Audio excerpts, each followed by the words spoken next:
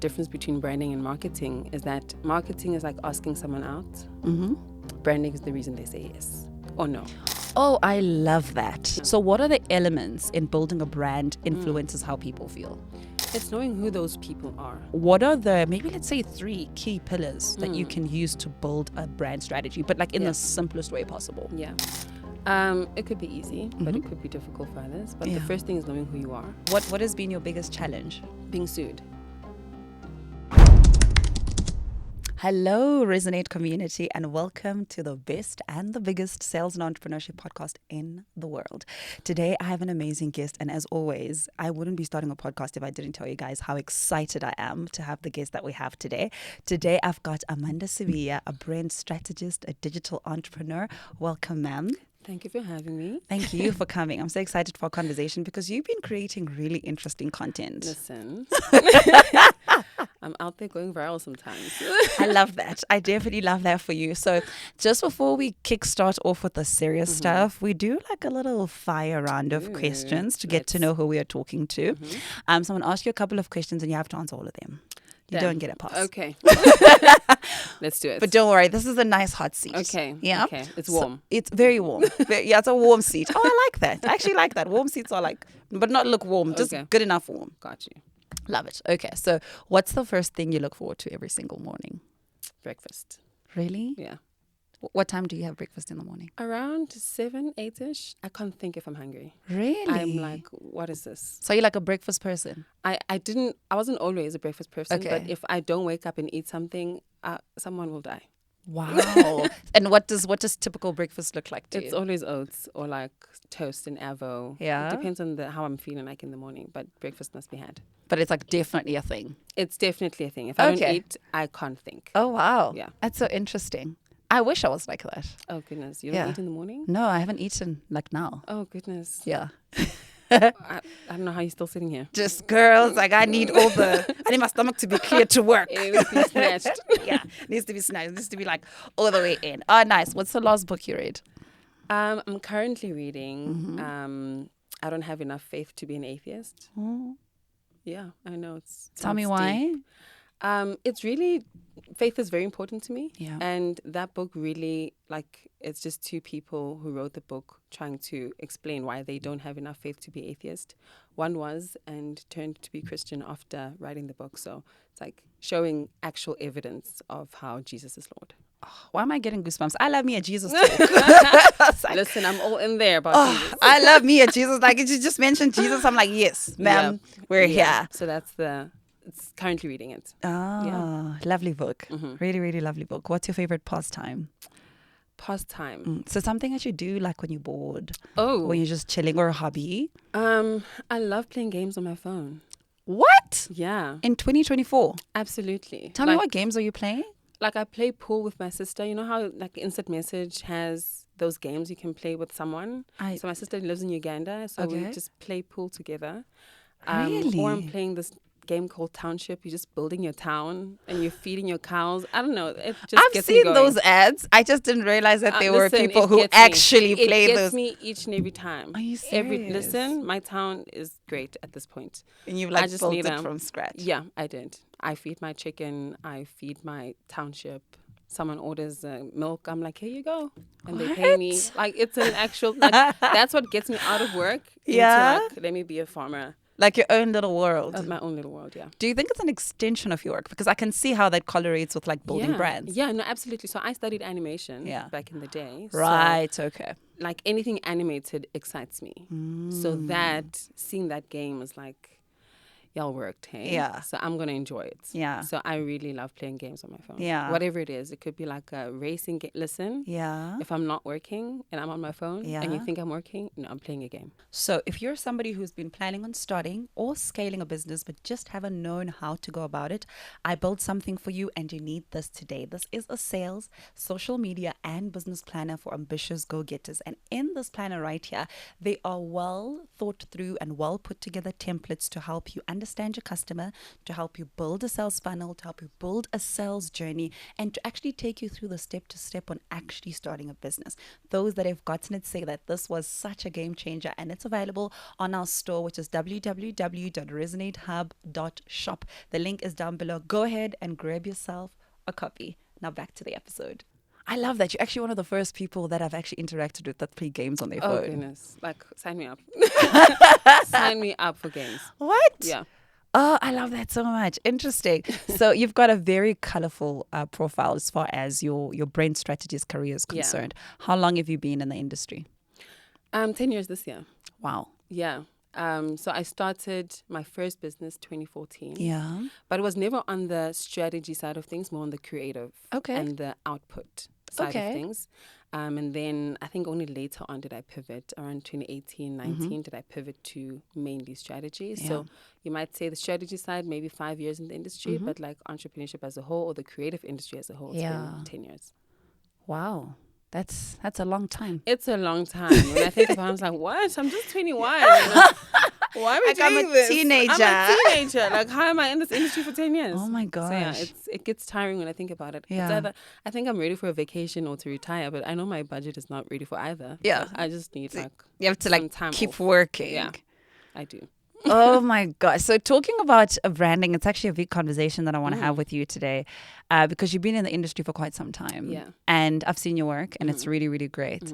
And I think the first and most important and simplest question I want to ask you is, what is branding? And I'd like you to kind of explain that in the most simplest way possible. I say this because I was telling you earlier. Yeah. I was part of Twitter when Twitter was nice. When it wasn't X. When it wasn't X. When it wasn't like X, it was nice. And there was a lot of talks around, I think that's when the rise of kind of entrepreneurship came. And branding was such a big word that everybody used. And I think we see it now where people are just like, it's like, are you building a brand? Are you building a business? Can you build both? Like what actually is it? And I'd love for you to just simplify it for us as if we were in grade 3. Yeah, I'll try to do that. But let me explain what branding is not. Okay, perfect. Yeah. And then I think it'll be easier for anyone to be like, oh, shucks, I actually don't have a brand. So first of all, your logo is not your brand. Woo. So everyone's like, oh, my brand, look, it looks like this. No. Yeah, these are my colors. You cannot pinpoint what a brand looks like because brand is a feeling. It's a perception. It's like what you think about me when I'm not in the room. When someone says Amanda Sibiya, what are you, what are the thoughts? What is your perception of it? So branding is a perception. It's not your logo. It's not your website. It's not your social media profile. It's not your Instagram. It's not your LinkedIn. It's not the colors. It's not how you dress even. Yeah. But it's a perception that someone has of you. And how I like to explain the difference between branding and marketing is that marketing is like asking someone out. Branding is the reason they say yes or no. Oh, I love that. Yeah. I love that. Oh my gosh. I was like, I love that. And when we think about, and like you said, that branding is how you make people feel. Yeah. So what are the elements in building a brand influences how people feel? It's knowing who those people are. And I think it's very important. A lot of people don't necessarily dive deep into the customers you're trying to serve. Yeah.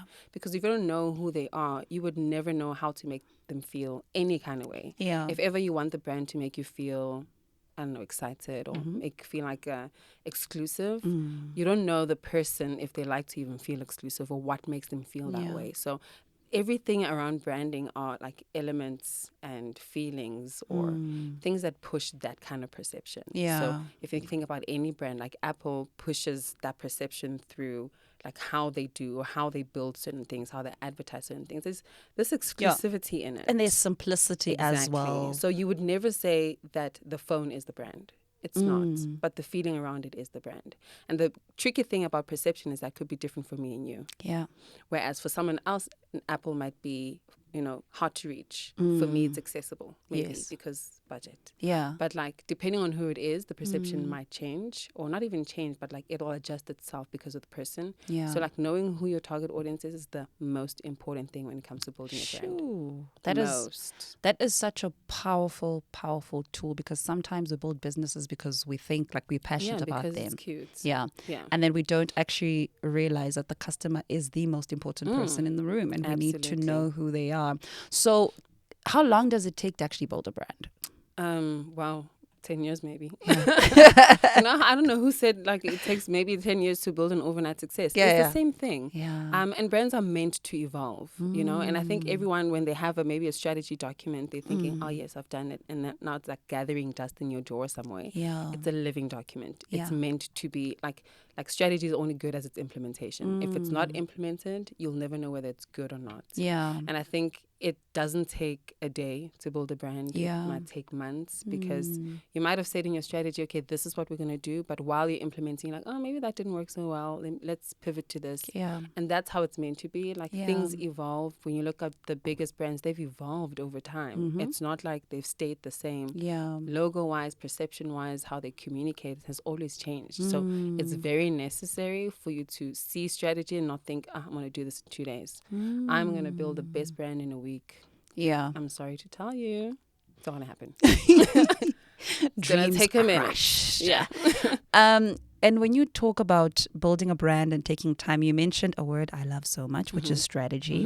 Because I think we're in such an age where we want to create content to go viral. And then if we we think that if we go viral, then brands are going to come running and we're going to start making a lot of money. And there isn't any strategy to how we are positioning ourselves or our business as a brand. So if you can just take us through what are the, maybe let's say 3 key pillars that you can use to build a brand strategy, but like in the simplest way possible. Yeah. It could be easy, but it could be difficult for others. But the first thing is knowing who you are. Yeah.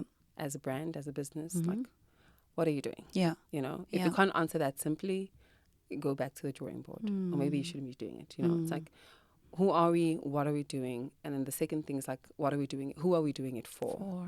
So you understand that I want to build a water bottle company, but I'm doing it for this specific people. And this is how they feel about it, or this is how they want to feel about it. This is what they use as an alternative. These are the competitors. Understanding your customer. Listen, this is like the holy grail of any strategy. Like if you don't know your people, like you should even know what they had for breakfast. Yeah. Like take it that far. Wow. Know these people. Yeah. So it's like who you are, what you do mainly, and also who you do it for. The third one I want to say is the most important. But also, why are you the best person to do that for them? Yeah. That's basically your unique selling point. Yeah, because there's other people doing what you're doing. Yeah. You're probably not the first in the industry, but like what makes you the one who has to solve this problem for these set of people? So I think strategy in itself just allows you to communicate what you are doing in a way that the people who you're doing it for will understand. And they're like, okay, I get what you're saying. I'm going to buy it because you said it in this way. And it's being able to articulate the problem so well to them that like you know what I have for breakfast. Yeah. I'm buying from you, definitely. It's like when someone knows you, and I think that's what like psychology is really. When you're going to therapy, you just want someone to reiterate the problem to you. Yeah. And I think as a strategist, like your main aim is wanting to reiterate that problem to the person who's experiencing it, to make them feel like you understand me. Yes. I love you. Yeah. That's so powerful because, and I think we keep going back to this understanding your customer conversation, something that we actually touched on quite a lot during the masterclass we hosted. And I want to get into it a little bit. How do we do that? Because I get a lot of DMs of people saying, I want to start, I don't know what to do. And we say things like that. And they say, well, I've been told to do like research. Yeah. But like, where do I start? Yeah. What do I do? What tips would you give somebody to actually start getting to know the people that they're serving? Just ask them questions. Honestly, I think social media has made it so easy for us to be able to engage with people. Yeah. But I think first thing, identify who your target audience is. So, and don't say mothers in South Africa. Like, okay, there's a lot of tiers to mothers. Yes. Yeah. So it's like go funnel it down so much that you've got a person. You can say Michelle. Yeah. And what kind of person she is, where she works, not even like just demographics, but like psychographics. Like when she's making a buying decision, what propels her to buy something. Maybe she buys something because it's cute, or you buy something because the price point is good. So then you know how to kind of structure your pricing as well. It's like that one buys because it's cheaper. And that's the person who I'm trying to like target as well. So it's like knowing who you're talking to is really just identifying who they are, but like to the T. Like to the point where you can identify someone within your own circle who kind of fits that kind of bracket of a person you're talking to. So like research, really ask people. It's like people are nicer than you think. Yeah. And they're willing to answer questions about things. That's you true. know, like people are nice. Like, Yeah. okay, there are still nice people out there. Yeah, that's so just very true. ask the questions. Like research isn't only let me Google, you know, this kind of person, Yeah. this target Yeah. persona, because ChatGPT is not going to help you. Hey. Not as much as, you know, Hey. it'll give you some direction in terms of what kind of questions to Yeah. ask, but like ask an actual person because you're Yeah. trying to serve that person. Yeah. So like, don't be afraid to just like ask. I like that so much. And I think just to add on that, one of the things that we advise a lot of people in our coaching programs is to basically take inventory of the data that they already have in their business. So like who has bought from you before, like where are they from, how much money did they spend, how often did they buy? Because that data really tells you who you're speaking to. And you already have it. Exactly. Yeah. It exists. But also we live in such an age where there is already social media and your competitors are on there. Your competitors' clients are on there. How about you just go and have a look at their profiles and see in the comment section, what are they saying to your competitors? You know, I think that's really nice research because when we say research, like, it sounds so bombastic. Yeah, like, it and sounds so intimidating as like well. scientific. It's like, oh my gosh, now I need a research team in a lab to like build this white thing. coats. Yes, to like get to like, you know, figure out who I'm talking to. But it's really as simple as, my husband said something to me that was so powerful. And to this point, he says sometimes we have to think more than we do. Because I think as entrepreneurs, we're caught up in the doing. Absolutely. Quite a lot. It's like, I need to sell. Stop. Yeah. Yeah, but it's like, how about you sit down and actually think first? Because when you think so first, necessary. what you do so necessary. actually is kind of built around the right initiatives that are going to push your business forward. So that's very, very powerful. Let's think more as entrepreneurs. Stop the doing. And I mean, you get stuck in it because you're trying to pay the bills. Yes. You know? Yeah. Like, who's going to pay them if you don't? It's definitely a hard one. Yeah. And so when I also think about branding, I mean, I watch a lot of content centered around sales, marketing, branding, and we hear these different terms. So there's like brand strategy. Yeah. And there's brand positioning. Yeah. Yeah, it's so intimidating actually. Right? Because it's like all these different terms. And I think my purpose truly for our podcast is simplifying those kind of things for people. Because not all of us start businesses because we've had the degree and we've had the passion and now we now have the funding. Yeah. You know, and I think a lot of people are starting businesses and trying to figure out as they go. And when these things are just presented as these big words, it's just like, you know what? Never mind. Yeah. They just shut down and it's really such a disadvantage. So I want to talk about brand positioning. What is it? Yeah, let me try and simplify it as much as possible. Yeah. And I think earlier I mentioned like why you're the best person to solve a specific problem. Yeah. And where you are in the market in that case. I think your position in the market is like your brand positioning technically. Yeah. But it's like, I'm doing this. Yeah. This is who I'm doing it for. This is either the product or the service that I'm in. But you have to also identify the category or the industry that you're playing in. So if I'm saying that I want to run a creative agency, that means I'm in the creative industry itself. But like that USP, that unique selling point that I spoke of, is like, I'm the best person to do XYZ for that person. Yeah. That becomes your positioning. It's like, this is who we are in the market. This is what makes us different. Yeah. And I'll just make an example with myself. There are many brand strategists out there. I'm not the only one. I'm not the only one who's running a brand agency as well. Like, there are so many of them. Yeah. But for me, my passion is in building great African brands. So I've already kind of segmented myself in terms of where I serve or who I serve. Yeah. But also I'm very passionate about, like, you know, dumbing things down. It's like, this is how simple it can get. It's really not as intimidating as you think it is. Yeah. So that also kind of speaks to my content so that it's relatable. I'm going to make you laugh. Okay. Like, I'm going to do that. Because I love that about you. I'm not trying to like in entrepreneurship, but also brand strategy or branding is intimidating. Yeah. I won't lie. Like, when someone says, what's your brand positioning? I'm like shivering in my boots. Like, what am I supposed to say? Yeah. But like, for me, I'm trying to make it as relatable as possible so that it breaks the barrier to entry that's already there within the industry, entrepreneurship and strategy, because people make things so intimidating. And they say, no, I've been doing this for 10 years. I wake up at 5 o'clock in the morning. I've already read 20 books by 7 a.m. I'm like, relax. First of all, I'm only up by 8 o'clock. Can we take a chill pill? Yes. You know? So I think for me, what's important is to like make sure people resonate with strategy.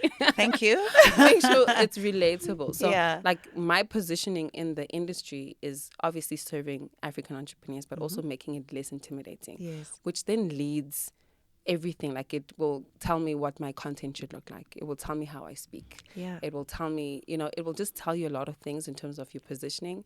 And if I said I wanted to be like the Forbes 30 under 30 type of strategist, I wouldn't be making people laugh.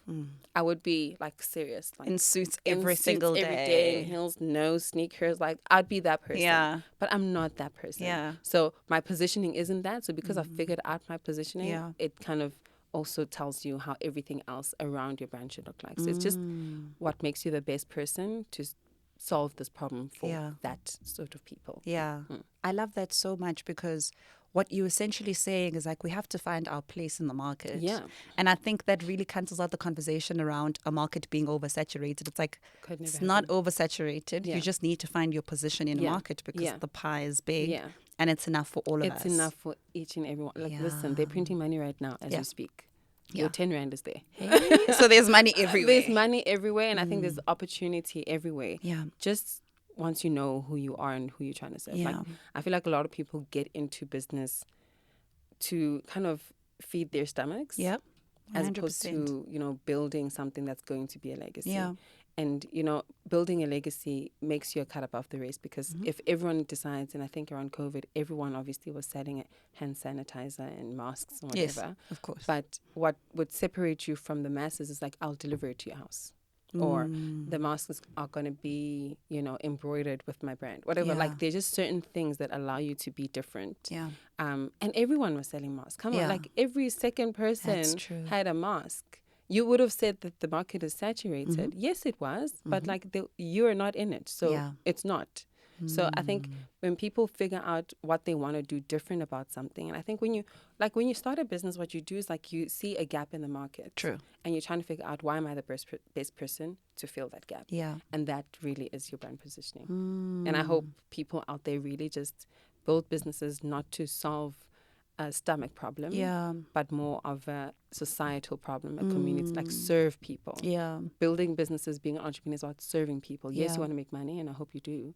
But like, serve the communities around you, or serve the region you're trying to be in, whether it's country, continental, global. Serve people. Yeah. That's honestly what it is. That's so interesting you say that, because I mean, totally agree with the point around serving. I do, and I think we were talking about the episode we did with Kay a couple of weeks ago. We spoke about this around your why, right? Where we cannot run away from the fact that we are in South Africa, where the unemployment rate is like devastating.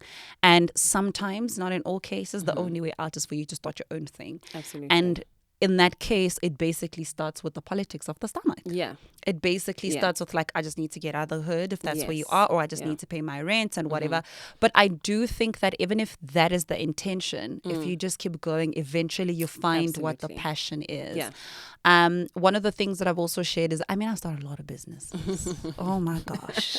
Well, how many you got under your Oh, belt? I was just like, I was like, I don't know, maybe 6. Wow. Like, I've like, and when I mean businesses, I don't mean like side hustles. I mean, like, I've opened a beauty salon with a location, hired people, and we ran it for months, like a wedding deco company, and I've got storage stock, like that kind of stuff.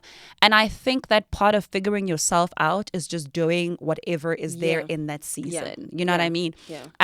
Because it's important people realize that, number one, we're in an age of entrepreneurship where even the young people want to be entrepreneurs. Yeah. But they feel so much pressure because they feel like they have to know their purpose at like freaking 18. It's like, no. And it's like, It's not ma'am, that deep. even we are still trying to like trying to find it, and we're like not 18. Exactly, and navigate it. So I think that's such an important point to actually make around. It will eventually evolve itself, as it comes. But that's if you continue, Yes. And it's like, I don't know, like I see a lot of entrepreneurs where every 2 weeks, every month, there's a new business idea and they pursue it. Yeah. Not every business is worth pursuing. That's true. Let me say that again. Yeah. Not every business is worth pursuing. And if you do your research in something, you're like, okay, actually, I can do this. Yeah. That's what I'm saying. Like, make sure that you're the best person to solve that problem. Yeah. Like, and best person would mean I've got the resources to do it. Yeah. I understand the problem in order to do it. Yeah. I know the people who have this problem, so I can solve it. So Yeah. as much as I'm all for people pursuing whatever they need to do to, even if it's solving the stomach, but like, you can't do that with a different business idea every 2 weeks. Oh, yeah, definitely. Yeah. That inconsistency will catch up with you and It makes you will. lose trust Yeah. in the market, and then you eventually won't be able to build Yeah, they're anything like, I know that guy, sustainable. don't worry, he'll start a new one next week. Ish. And it's like, okay, but what are we doing? Yeah. Like, build something Yeah. that's going to be sustainable. And unfortunately, that's difficult. Unfortunately, you will go broke at some point. Yep. Unfortunately, you will chase invoices until you're red in the face. Yep. Like, that's honestly just the You truth just described about my it. week. Listen, that was just my morning till now. Yeah. You know, unfortunately, that's all it is. But you have to just continue on Yeah. in order to see whether this is gonna, happen or not. Like, Yeah. I don't think had I given up somewhere in between, I would be where I am today. Yeah. If I was like, let me start something new every year. Yeah. Like, honestly, like, who has the money to be starting new businesses every year? Yeah. It takes an insurmountable amount of patience. It does. Like, It does. to stick through. And I think in these days where we are creative entrepreneurs, it's like you have a new idea every day. Yeah. And you can easily pivot your business to a certain direction that you're so confident is going to work. Yeah. What has kept you like to it? Vision more than anything. But God has kind of given me a vision of my life. But like, obviously the vehicle looks different. Yeah. In every season is different as Yeah. well. But knowing that God's called me to the marketplace is the one thing that's like, I cannot give up. Yeah. I cannot dust up my CV and go get a job. It's not what God wants me to do, Yeah. and it will not be what I do. And I keep like, vision is important for 3 reasons, right? The first thing is that it brings discipline to your decision making. Yeah. When you've got a vision, you will not just make any decision because you know it's going to jeopardize where my vision is. Yeah. But what vision does as well is like it draws the excitement of the future to the present. It's like, oh goodness. Please say that God, again. wait. I love what you just said. Oh my God. Vision draws the excitement of the future to the present. I love that. You're like, oh goodness, I can't wait to get there. It's the hope. It's the hope. Expectation. Exactly. Ooh. And it really gets you like, oh my goodness, I cannot wait. Yeah. And it pushes you every single day. It's like, I can't give up because I really want to get there. Yeah. Like, I really want to get to that point. Yeah. Like, it really just brings discipline in that case, but also, like, it builds endurance. Like, vision builds endurance. Yeah. Like, when you know you're trying to get somewhere and you can see, hey, I'm taking at this point, you will not give up. Yeah. Like, you will be like, I know where I'm going. I cannot give up. I need to have endurance. Like, it forces you to have endurance. And it brings the excitement of the future to the present, but also it brings discipline to your decision making. So if I know my vision is to drive a G-Wagon, Yeah. and I'm saving for it, Yeah. and a friend says, hey, let's go to the Maldives, it'll bring my discipline. It's like, I cannot go to Maldives. That's true. I'm saving up for my That's I'm not, true. guys. If you're trying to buy me a G-Wagon, sure. But Please.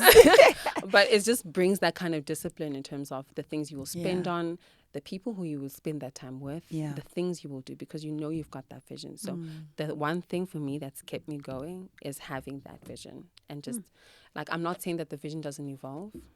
When you're 18, you're probably thinking, oh, I want to be a superstar. Yep.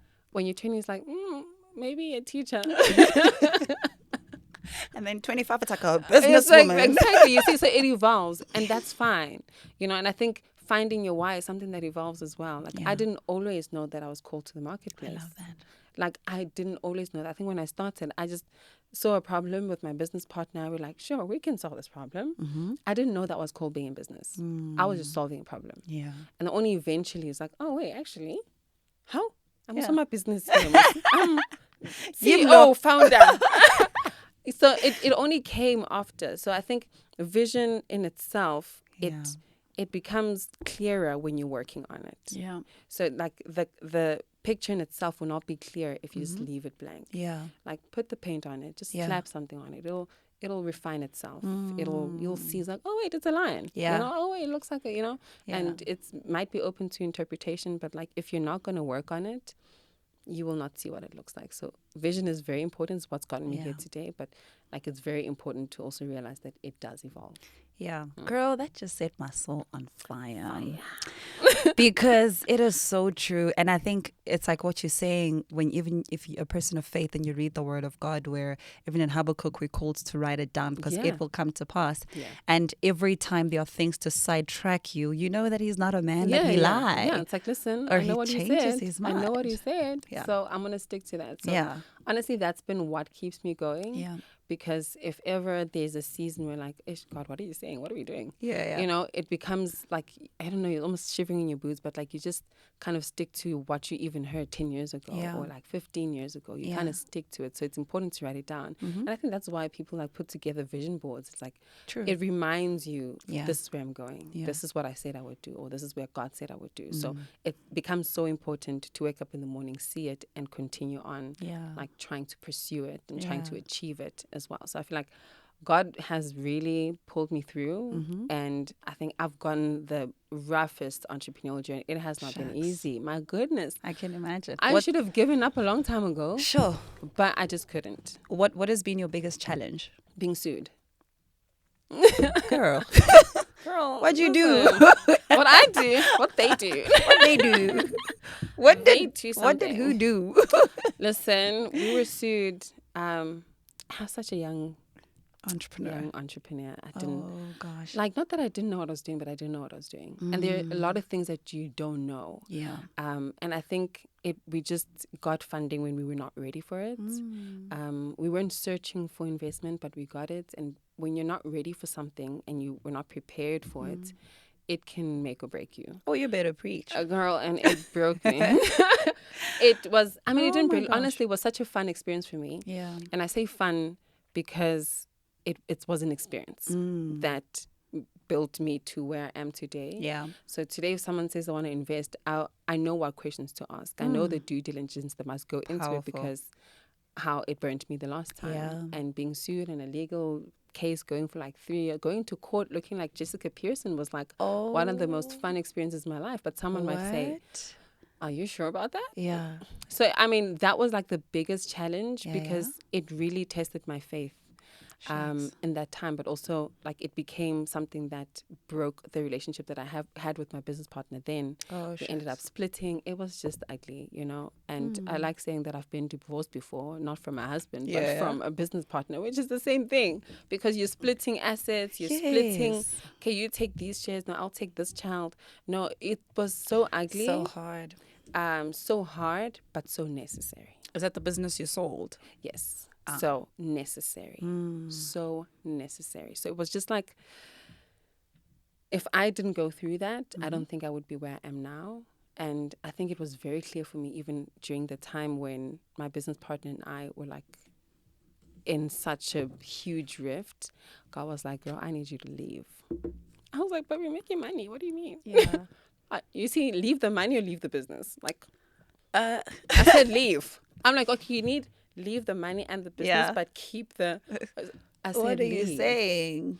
So it was difficult to leave, because you know when you're leaving a business that you've really worked hard for. And at that this. age, you probably centered your life around it as well. Everything, like where I lived, what I did, who I'm hanging out, everything in my life was centered around that business. And I was like, I need you to bounce. So I had to move back home, had to be broke. And because we couldn't like afford, because we lost the case and we had to pay like 1.3 million. And I'm like, I don't have 1.3 million. Sure. So like when the sheriff of the court came to my mom's house trying to see what they could attach in terms of assets. Oh my gosh. I was like, I got a phone. Y'all can have that. Y'all can have that. So luckily there weren't any assets that they could attach to the debt itself. Yeah. But it was a fun experience, but I wouldn't recommend it, really. Yeah. Fun experience, very necessary, but like it was also a very difficult time as well. It was fun though. I wouldn't do it again, but it's fun. Completely. I mean, as you're talking, I'm thinking there is a teaching I once listened by, is it Pastor Keon Henderson? And he was talking about fingerprints. And he says that there is a certain point in your life where you get where God has to remove certain fingerprints all over your blueprint. So that when you make That's it good. and when you've gone to where he wants to take you, no one can take the glory.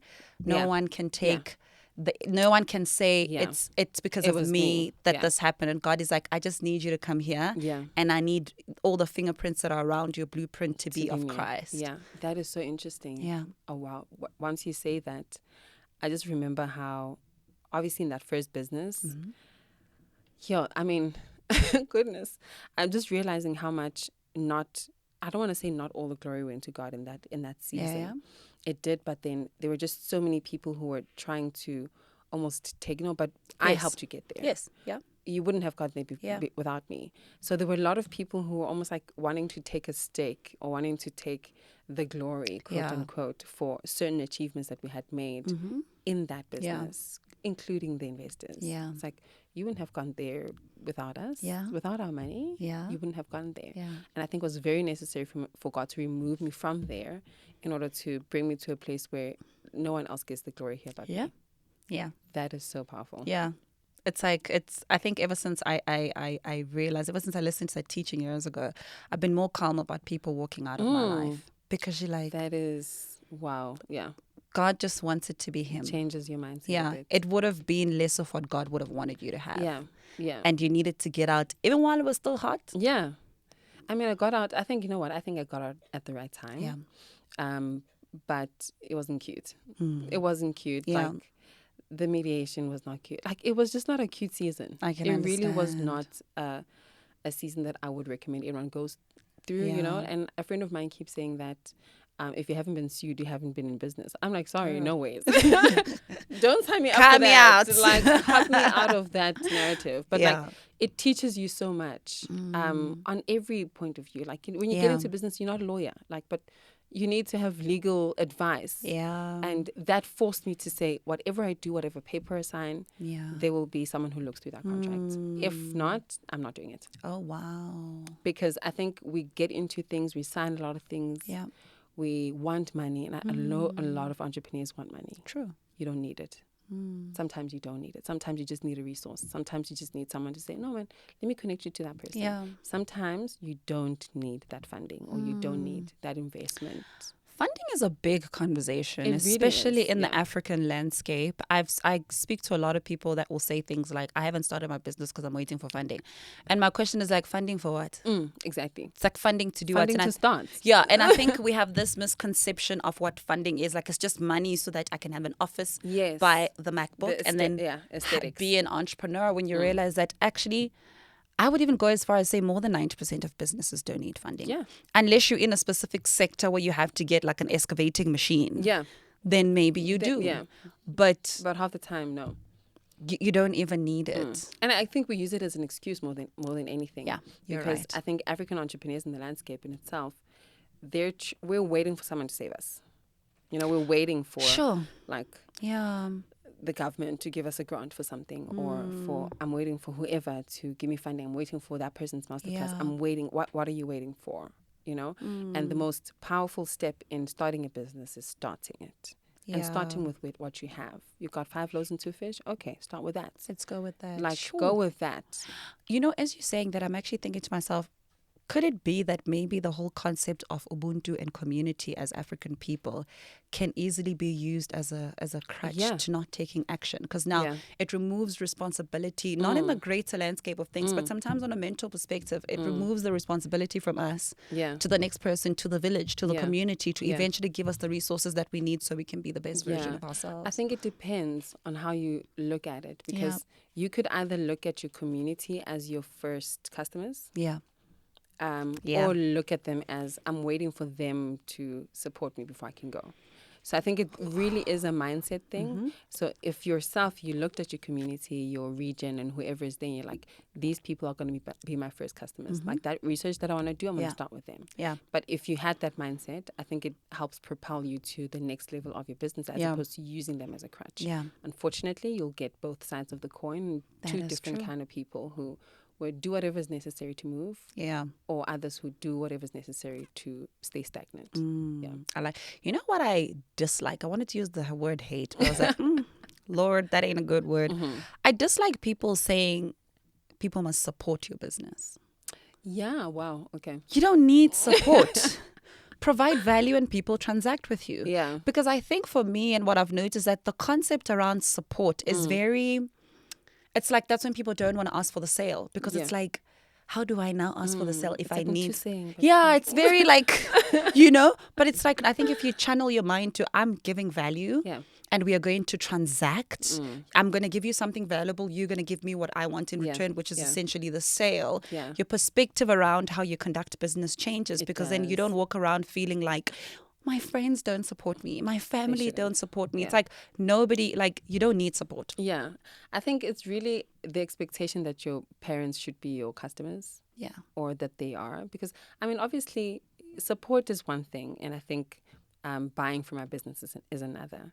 Like, if you're supporting me, fine, you'll buy. If I'm saying, oh, this is my product and you're going to buy the first one, thank you for your support, Yes. you know, as my family. Yes. Right? But then I can't expect you and be like, why didn't you buy it this month? Why didn't you buy it the next month? Now I'm like, I'm losing business because you're not buying. Yeah. So now you're putting the responsibility on them to support your business. But at the end of the day, they're not your customers. That is true. Half of the time, your mother's not your customer. Yeah. Like your friends are not your target market. Yeah. Like they Literally will 100% buy. of the time. One of the things that my friends have done for me over like every business that I've had, my friends have always supported me. And what they will do is if they don't need something I sell, they know somebody who doesn't, they buy it for that person. Yeah. So my friend will say, you just launched a CEO blueprint. I'm a teacher. I don't need it. Yeah. But my cousins want to start a business and they buy that for their cousin. And for me, that is support. Yeah. But even if it wasn't there, I'd still sell my product. Yeah. I'd But still again, they offer understand the value. Yes. They understand the value. So it's easier for them to be like, I'm going to buy it for that person. And someone who's supporting you saying, I'm a teacher, I'm going to buy it anyway. Yeah. And then keep it. It's like, okay, what am I going to do with this? Yeah. But then someone who's supporting you saying, I understand the value that you're giving. It's not value that I need specifically, but I know someone else who needs it. And I think the tricky thing with other entrepreneurs becomes like, I want the teacher to buy it, whoever. Like, so she can is start my her customer. business. And it's like, what if she doesn't want? Exactly. And I think it's the misconception of thinking everyone is your customer. No, like honestly, that can never exist. Yeah. Like, do you know how many people are in South Africa? Actually, do you know how many people are in Johannesburg? Yeah.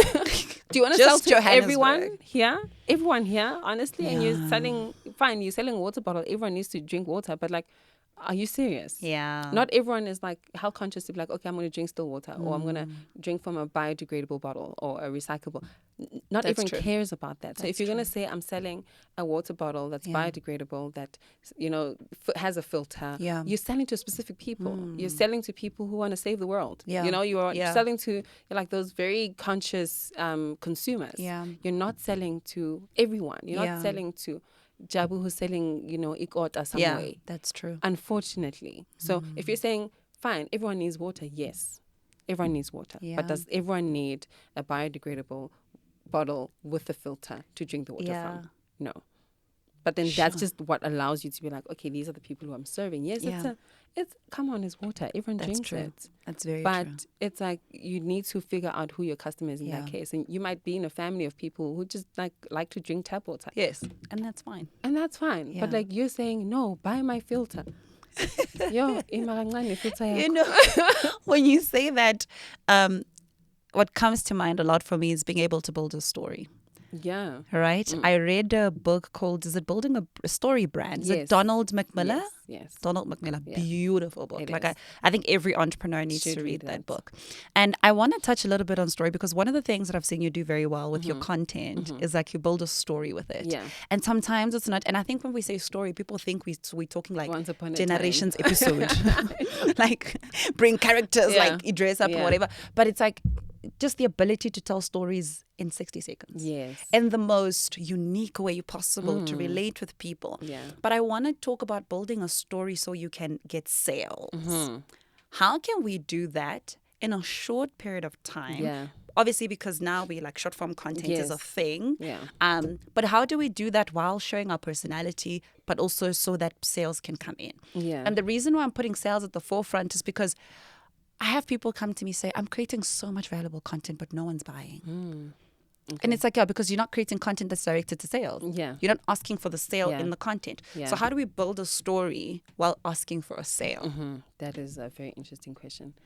I think relying on just that 30 seconds is very tricky. And I think your account in itself, if we're talking content specifically, has to tell a holistic story.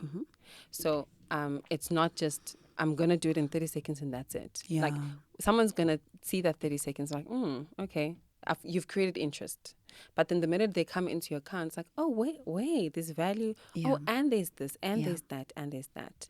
If your main aim, and I think a lot of people, in terms of content creation in their accounts and whatnot, you need to have a goal of what you're trying to do with your account. Are you trying to make sales? Are you trying to just grow a following? Are you trying to go viral? What is it that you're trying to do? If you're trying to make sales, make sure that it's as clear as possible. Yeah. Make sure that your offering is in your bio. It's literally everywhere. It's maybe pinned in terms of where your account is. But like, I don't think not all content forms or content pieces will sell unless if you say it should. Like, I think people don't read as much as they used to. Yeah. You know, even if you say read captions, sure, ma'am, I'm just gonna scroll. It's like, good video. Good video. Let me Next. just pass by there. So you need to be very intentional in your selling. If you're gonna say, I have a masterclass, it's this much, it's for these people, but you have to obviously find a way that's gonna be like catchy for them to kind of do that, but you can't rely on those 30 seconds to do it. You need to rely on your whole profile, making sure that obviously you stay consistent, but that if, okay, fine, I saw this content piece, the next one should answer my question. Like, I shouldn't have to scroll even once in order to figure out what you're about. Like, I think in the first 20 seconds of landing on your profile, let it be clear what you're selling. And I think obviously we're not doing the whole DM for price thing anymore. Hopefully. Please. Because then, like, what are you selling? You're selling that you're hard to get. Okay, this is not what we're doing. Nobody's got time. No one's doing that. But I think creating content that helps you sell isn't being intentional in your content, and telling a story that helps you sell is also being intentional in doing that. But you can't do any of that, and it's gonna sound like I'm reiterating myself. You can't do any of that if you don't know who you're telling the story to. And for me, I know I'm telling the story to entrepreneurs who are intimidated by the idea of selling, the idea of strategy, the idea of entrepreneurship. So my way of getting to them would be, let me make you laugh, let me make it relatable, but here's an offering.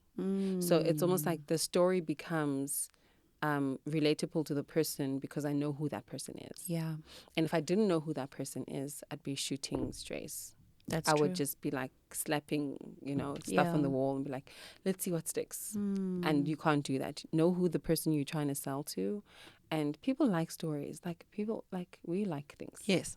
As a people, if you're going to tell me a good story, I'll sit there for 10 minutes. Yes. And I'll listen to everything you're saying. I mean, that Risa Tisa story. We were there, episode 50, Banwani, and I'm like, ma'am, this is not it. I need more.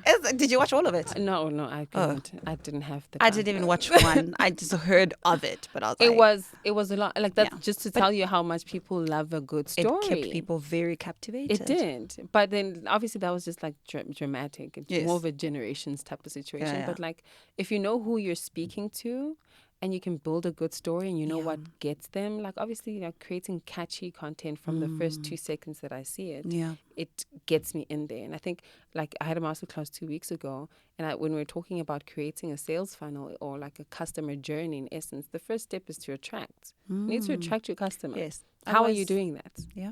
How are you saying, hey, listen, come listen to me. Come here. And then after that, that's when they have an interest. Yeah. Before they start, okay, now let's negotiate. Let me see. Now let me consider before you make the sale.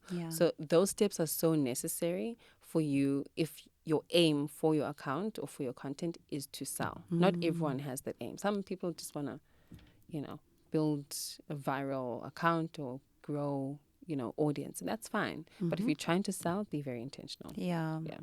It's interesting because you say that some people are just trying to build a viral and like an account.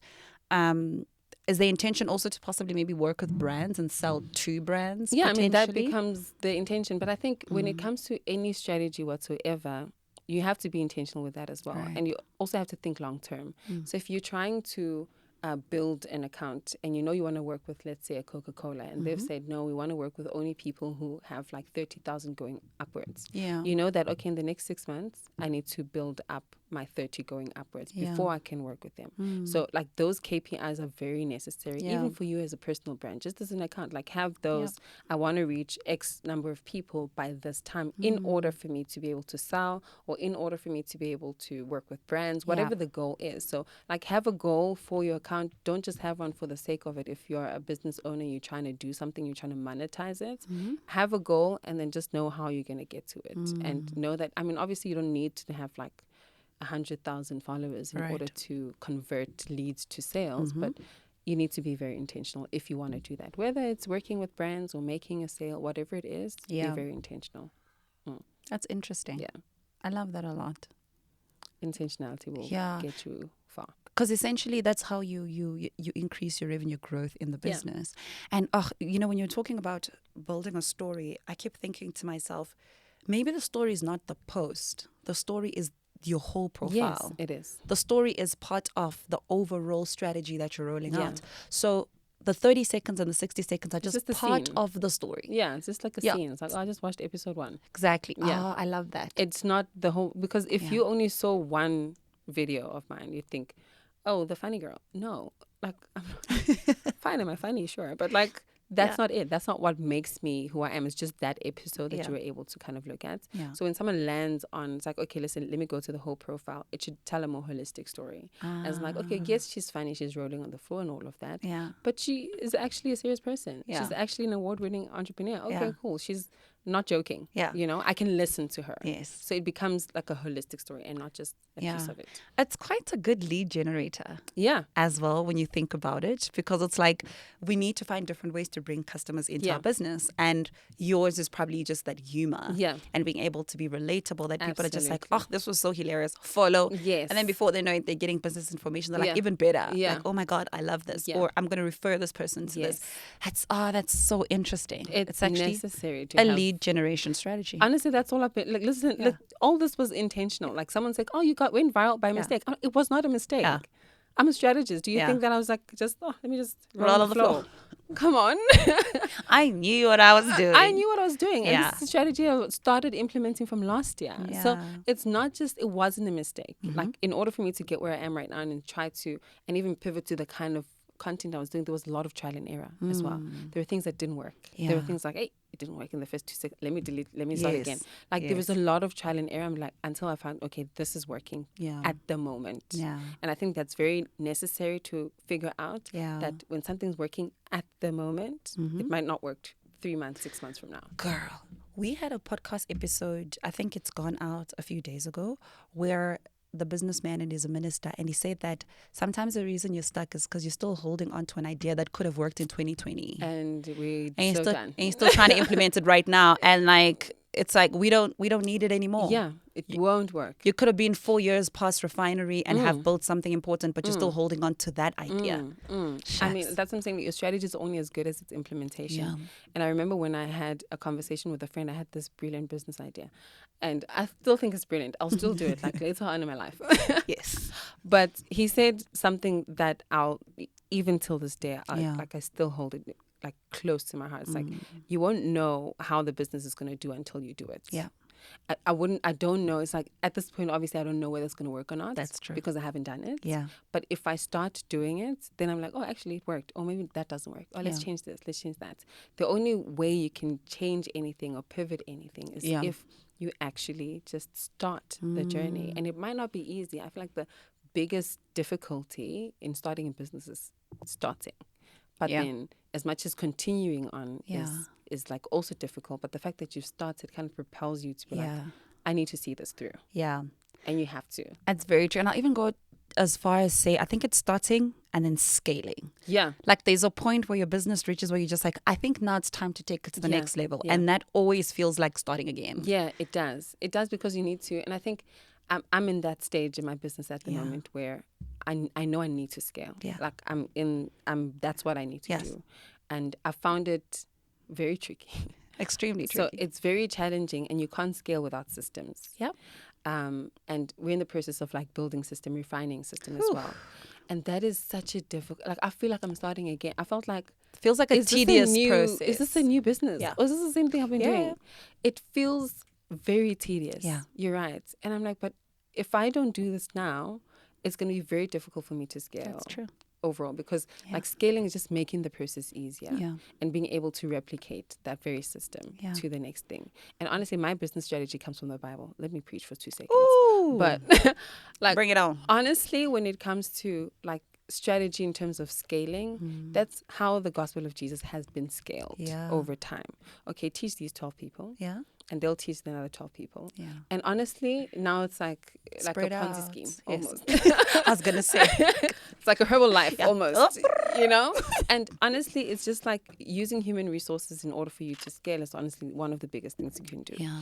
And for me, it's like I'm just in the training process Yeah. of my first 12. Yeah. And then once I've trained the 12, they can train the next 12. Yeah. And honestly, that's how we're going to get to the whole of the continent. Because if I'm trying to build a continental business, I need to have people in the continent. So for me, it's like just train, scale, and train and scale. So that's the process I'm in, but I'm just trying to find a system that works for that.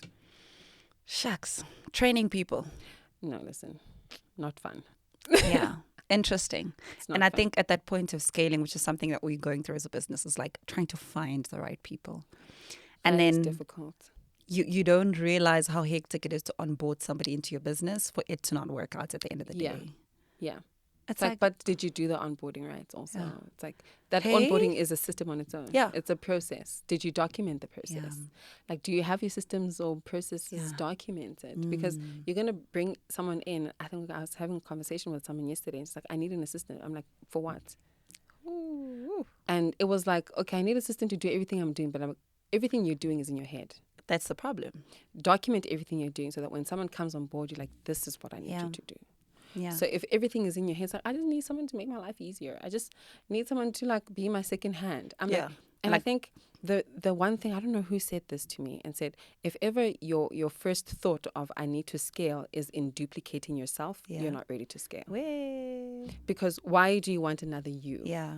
You can't build a business with just two of you. That's true. You need other types of resources. Something you can't do, someone else needs to be able to do. Yeah. So if I'm saying I'm hiring a brand strategist, Yeah. I'm useless then. Yeah.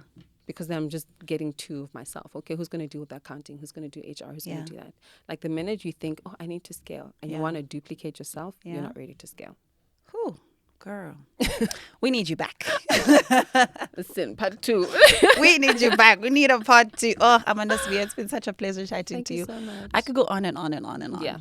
Like it's a lot. There's a lot. Yeah. There's so much we could talk about, but thank you so much for gracing us with your knowledge, your time, and all the info that, we otherwise wouldn't know. We really, really appreciate you. I appreciate you for Thank having you. me. And I always say to all of our guests, when you launch a book, whatever you're trying to, just come here. Laila, I'm there. Come here. We want to hear all of it. We want to learn. We want to expose the different communities that we have access to with all the information. I appreciate that. So thank you. We love the work that you're doing. We are so proud of you. And we're so excited to see what you're going to be doing in the next coming months. Listen, it's going to be nice. Yeah, can't wait. Thank you so much.